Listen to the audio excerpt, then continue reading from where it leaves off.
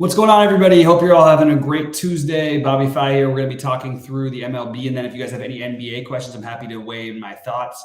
It's kind of a tricky NBA two-gamer because you don't have any value, but good to see my man K9 in the chat. What's up, man? I played a bunch on FanDuel today and on DraftKings, so I'm happy to talk through things. Unfortunately, I have more stacks than I like, but the ones I'm heaviest focused on are Texas, Seattle, Chicago, and Toronto. I do like Milwaukee. I do like Atlanta. I do like San Diego and the Mets. And I do like a mini stack of St. Louis or Colorado. But that's sort of my main builds are going towards those guys. In pitching on DraftKings, the only pitchers I'm using, I have 50% DeGrom right now, 70% Lopez. And it's probably going to end up being more like 50% Lopez. Manoah, I've got 31%. Ohtani, I've got 31%. Corbin Burns, I've got 20% on DK. I probably will go a little higher on that one. Take up some of the Lopez ownership. For stacks, I sided a lot with Toronto. I've got the Toronto guys like in half of my stacks almost. I decided the other team I'm willing to go risk it with. Not that Manning is that bad, but if you get to him, I think the bullpen behind him is garbage. I'm curious to see how they do with those new fences pulled in, and I'm ready for an explosion game from Toronto. Some other ones. I do have a Brave stack on DraftKings. I do have a Chicago and Seattle stack on DraftKings, actually comboed at 4-4. I have the mini stacks mostly of the Brewers and the full stacks of Texas. And that's my main build sort of on DK. I don't have as much San Diego and New York on DK as I'd like. I do have a lot more of them on FanDuel. And I don't have as much St. Louis. I have hardly any St. Louis at all. And we'll see. I mean, look, I'm just going to – you're trying to win tournaments. Avoiding 30% ownership can't be a bad idea, no matter what. So it's actually a fairly similar stack slate to me as yesterday, except for there are more options. And I think you have less pitching options. On FanDuel, just to get a little creative with some pitching plays, I have, 10% Manoah. I have 15% Burns, 20% Ohtani, 15% Lopez, and then one Lance Lynn, and then the rest are DeGroms.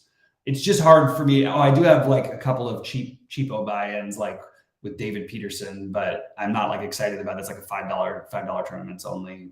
Try to win beat 1 million people kind of a deal. I also got a little bit more to the Angels on FanDuel. Not like I'm excited about it, but I did have more of that. I mentioned the Padres are much more prevalent for me in my FanDuel lineups. I have more Dodgers in my FanDuel lineups, but I'm not like trying to stack the Dodgers. I do have some like Mookie and some other one-offs that make some sense. Trace Thompson, I don't mind. And then I do have the Mets and Padres are the teams that I have significantly more of, as well as more complementary pieces, but of St. Louis, mostly 2-man, 3-man type of situations. I do believe I have 1 4-man, but Toronto is the team I'm highest on. And I actually willing to take the, hey, look, Manning can be good and that'll beat me, whatever. I think Toronto, is every bit as good as these other, well, they're better offensively than St. Louis and Colorado just on their own.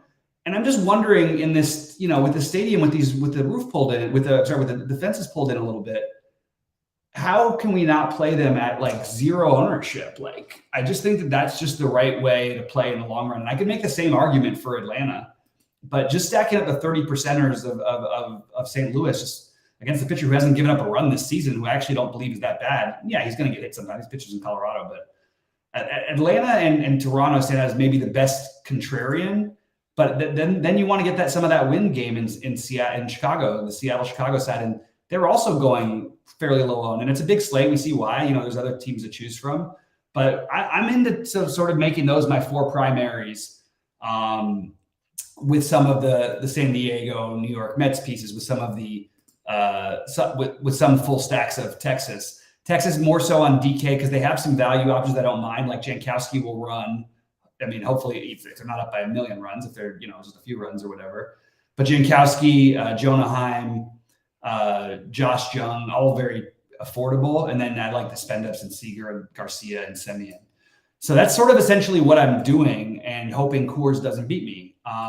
I also don't mind if you want to take pieces of cores. I just don't think you can successfully be a player unless you're max entering that's going to fully stack St. Louis here.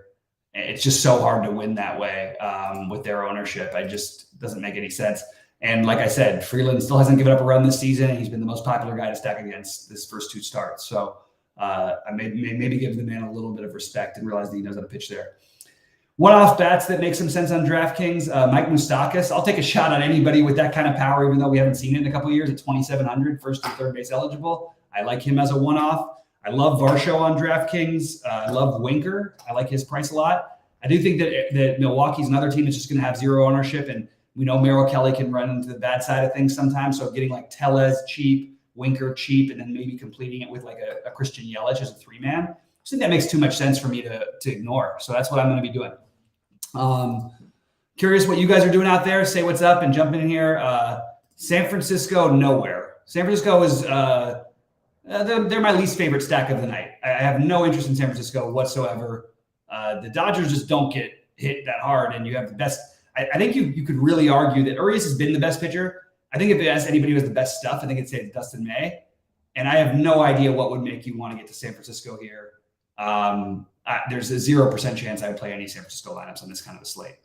What's up to Munachi? What's up to Clay and K9? Do I feel the same stacks on FanDuel as DraftKings? Hopefully with my little rundown, I just cleared it up a little bit. More Mets, more Padres for me, more Angels. But other than that, it's pretty similar. So that would be my answer to the FanDuel versus DraftKings. What's going on, my man Forrest? Yeah, there was, but remember, this is not like 25 miles an hour at Wrigley. This is 10 miles an hour. And yes, well, it's the most conducive stadium to wind direction and all that stuff. It makes the most difference. It's not like it's automatic. And maybe not as automatic as people think. But I do like that game, so I'm not going to talk anybody off of it. And I love the ownership. But it is kind of surprising to see a Wrigley game like that. But I don't see it as being that much better than Toronto. For all we know, with these fences pulled in, I haven't done my entire research on Toronto players and how many balls they hit to the warning track last season. But you're talking about all those warning track balls becoming home runs. So it just means like part of what you want to do when you're stacking, like, look, who was it who scored 1 million runs last night but didn't have any home runs? Somebody did. I don't remember. Maybe Philly. Philly, I wasn't on the main slate, but I think they scored like 13, 14 runs without a home run. It's just so hard to get the max performance out of your guys. I want the teams that are going to have the upside for the power. So give me Toronto for that. They're a better home run hitting team than all these other teams.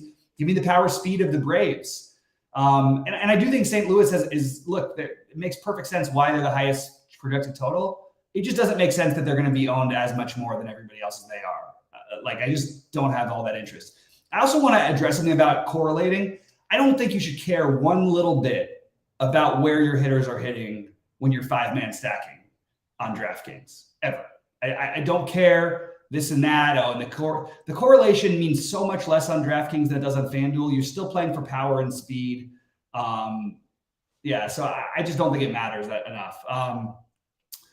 The argument against Dustin May was that for some reason Clay Davis said San Francisco on DK, and I don't care if San Francisco scores 10, 15. I don't care if they're the best team on the slate. There is a 0% chance I would ever play them here. Scott, drop your question in here. I can't juggle back and forth, man. It's impossible to do when I'm doing solo shows. So drop whatever question you posted in the premium chat in here. I love this. Hey, whoever that is who talked about come watching the EuroLeague basketball, I'm in. I've watched EuroLeague games. I've been to games in Europe, and I've been to games in even smaller ones. I went to like some semi-pro games in Italy. I went to games in Greece where everyone was smoking up at Storm. It was kind of fun. But I really enjoyed the experience, and I actually enjoy the brand of basketball they play. I think it's a really beautiful style. Forrest is though saying that the Freeland thing, like that does stick in my head a little bit. Like it's kind of weird, you know. A lot of Cubs 4 through 7 stacks. I have no problem with that. I don't think anybody's going to hate that, but BBF. I think that makes perfect sense. I don't know what that means. The Dome being open is always going to be good for Texas with the way the stadium is built. Believe me, I spent a lot of time there during the 2020 World Series. Thank you, DraftKings, for sending me. It was wonderful to be there, and it is absolutely a better hitter's park with the roof open. And Jordan Lyles is not better than anybody. Jordan Lyles is a terrible pitcher. And what's good is he's terrible against guys who run, and he's terrible against power. I don't care if you don't want to play Texas. If you don't, X them out. That's fine. There's so many good stacks today. I'm not going to argue with that. Let yourself include Burns in your 150 max pool at low ownership. How much? So Corbin Burns, I have 20% on DraftKings, and I have him 15% on FanDuel. I think there's a very good chance Corbin Burns is the highest scoring player on the slate. Very good. I think he's a higher scoring player enough of the time on the slate. The price is egregious. I don't think 5% would make me happy. If I was writing a script, I would make sure to probably I want to have like 20% Corbin Burns tonight when it's all said and done. So that's my question. Thanks, Scott. But it's a good question. It's a very good question. I would probably be getting to 20% Burns, if I maybe even higher in the larger field stuff, because I think you're going to see so much DeGrom, Ohtani, Lopez ownership that and Manoah, I just don't think Burns gets thought about. And if this game was played at this time last year, or whatever, not this time last year, if this game was played most of the season last year, Corbin Burns would have been the most expensive guy because he's got a longer leash than DeGrom in general. So I really like the idea of Corbin Burns at low ownership. I also think that if I was playing a bunch of lineups on DraftKings, I would get to some David Peterson at 6,800 just as a price point play, and I would get to some Josiah Gray as a price point play as well as Lance Lynn. But those are not my main plays. Those are just the side plays for me. Thoughts on a Brewers stack? I'm in, Eric. I like the Brewers stack. I more like a mini stack from the Brewers because I don't like the way their offense plays. They don't walk very much, but they do have some pop, and there's a little bit of speed in a couple spots with like Winker. So I can get on board with the Brewers stack. I didn't get the full stack because it kind of started feeling gross to me after 3 or 4 guys. The main ones would be Yelich, Contreras, Winker, and Rowdy Tellez. Brian Anderson would be the 5th if I had to add. Oh, excuse me. I forgot about Adames. I love Adames. I just love Seager more, so I'm playing more Seager than Adames. But I guess it does make more sense now that I look like that because I think both Brian Anderson and Adames are valuable. It's just part of what I like getting the cheap Winker and the cheap Tellez in with my other stacks as a complementary. So I'm in on the Brewers, Eric, and I just don't think I'm going full stacks as much as I am the other stacks, but I like them as a complementary stack as a 3-man. All right, cool. Glad to hear it, Scott. And this is not a promise of Corbin Burns. The promise is that you take the upside and the ownership where you can get it. And when you're talking about he's going to be 6 times as owned as the top guys at a cheaper price, he outscores those guys enough of the time, at least 1 out of 6 of these times. So and even if he doesn't outscore them, even if he puts up a similar number, you're already differentiating your build a little bit. So I'm in with Corbin Burns as another one. Sorry, Eric, I know you hate him, but 8,500 and no ownership is going to make him interesting. Same with Lance Lynn. Oh my God, look at this. And Eric is in on Burns, the anti-Burns guy. Let's go. Eric, Mr. Contreras, let's go, buddy. We can go Burns with a little mini, maybe Burns with a 3-man of Milwaukee and then whoever you're choosing, because I think that you're gonna get some low ownership. I kind of like that. We're on the same page here, Eric. And again, this is not a promise of any kind. Maybe Burns has lost something, but the upside is certainly there, and we should be embracing embracing everything. Love the Braves. Problem is I love a lot of stacks, so somebody has to be a little bit on the outside looking in. I will have at least probably about triple the Braves ownership as the field, which still makes them not one of my higher stacks because no one's playing Matt Olson, no one's playing Ozzie Albies, nobody's playing. You'll get some Sean Murphy and you'll get some Acuna, maybe a little bit of Riley. I just don't think anybody's playing the other guys. So I am completely in on the Braves stack. I just personally like Toronto better. And personally, I'm just taking another look at the Braves weather because earlier in the day, it wasn't bad.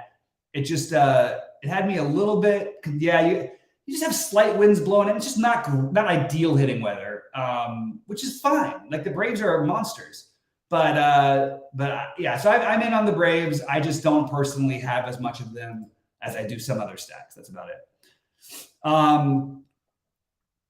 Yeah, the Cubs are. I mentioned the Cubs already. The Cubs are obvious. Yeah, I'm in. I'm in on Cubs and Seattle. I don't care that they won yesterday. I don't really know what that has to do with anything. They won in extra innings, 3-2. It has nothing to do with why they would be playable today, but I'm in on both sides of that game. I don't think there's anything that crazy about the Cubs, by the way. I actually think on any other slate, the Cubs would be very high owned here. And I still think the Cubs are going to be like the fourth most popular team. So you're not like getting way off the board, but nobody's going to be that popular except for St. Louis to where you need to worry that much about ownership, I'd say. No problem, Eric. Always happy to talk to you, man, especially as you are a customer now and you're in there with us. And hopefully we get some screenshots from you shortly because we want to see some wins for all of our guys. But we almost had the big ones last time. We had me and Sheets take it. We took a shot there. We both had the Texas stack in our big 888. So we kind of fun to have a mutual sweat-ish, but didn't quite get there. I finished 21st and he finished 10th, I believe. And then he also finished 6th in the 250 and 4th in the 88 or whatever. He did really well. Yeah, I agree with that, Chuck. That makes sense to me. I think on FanDuel they'll be even more popular than DraftKings, but I don't necessarily agree with the reasons why because of the pricing. Because I think the pricing is pretty comfortable on DraftKings outside of a couple spots. Yeah, but like nobody should ever shock you. Remember, the worst team in baseball wins 40% of their games. The best teams win 60. There should never be a surprising result in baseball unless you have like an extreme situation. But pretty much every spread is the same for a reason. There's just nobody can be that much better than anybody else. That's it. Period. Simple as that. And if there was a team, I would bet you against the spread that the Angels might be the worst team in recent baseball history. They have to be over the past 5 years. They get favored in games all the time that they lose more than anybody I can remember. I've never seen anything like it. They're like who's the best? They're like the anti-Utah Jazz. The Utah Jazz were the best team against the spread in the NBA this season. And I feel like you have the Angels are like the opposite team. They always are worse than everybody thinks they are. Don't know what that means about the A's though, Eric. But go ahead if you want to. They're not on anything that matters tonight, but slate wise. But yeah, go ahead and do it. So let's see. And I'm just double checking. That is now I'm looking at the question.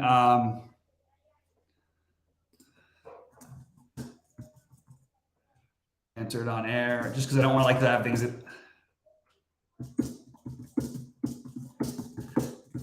All right. Guys, pop in questions and thoughts, and we will go to it. I will talk about NBA for a little bit if you want me to, but I need to get some people interested in it before I start talking about it. Otherwise, I'm talking to myself. Get Kevin Biggio birthday narrative. There you go, Forrest. What's up, my man Nick? He's going to ask about some basketball for sure. I will jump over to the NBA. You're going to have to make uncomfortable plays that give you a chance to win tournaments if you want to try to win on slates like this. Those of you that are premium members saw my early build. I'm not going to give it away now, but I basically had to make some uncomfortable plays in order to get myself there, to give myself a chance. I feel like it's really hard to spend up. Guys, that's why all the expensive guys are basically getting totally unowned. Where Kyle Lowry is projecting great point per dollar wise, I am going to side with Caleb Martin, for example, at lower ownership. I'm not Caleb Martin, excuse me.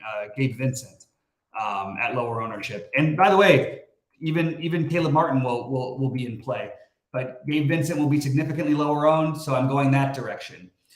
I'll tell you who no one's going to play as a cheapo to try and get there tonight. Malik Beasley. I am willing to gamble with anybody who's as streak shooty as he is, especially against his former team and blowout possibilities. Who knows? And they, in that case, Minnesota would have to sit their guys, but they'd be playing in a day and a half to get in. So I think playing a little bit of a blowout angle in both games is the best way I found to get different. With the Lakers, that includes guys like Beasley. I actually included Vanderbilt. But with Miami, that includes, I could see Hero being on the court longer. He's going to be popular anyway, but maybe Gabe Vincent gets more of the run than Kyle Lowry. And that's a way you can certainly go. And then the super large field would be Oladipo, but I can't bring myself to click him in an entry where I'm making it. Taurean Prince is going to be popular. I'm not going to play him at 5,600 for what it's worth. He's going to be very, very popular. Conley, another one, is going to be very, very popular. You're not getting any different with these plays. So they're all fine, but none of them are guys who I'm like going out of my way to try to get, because the priorities for me are at least one of Anther Edwards. I love Jimmy Butler, but I'm actually think I'm going to go more Bam and Hero tonight. And then I'm going to find my middling pieces, the chalky John Collins, the unowned Malik Beasley. These are some interesting ones to me. That's where I'm at. So I'm pretty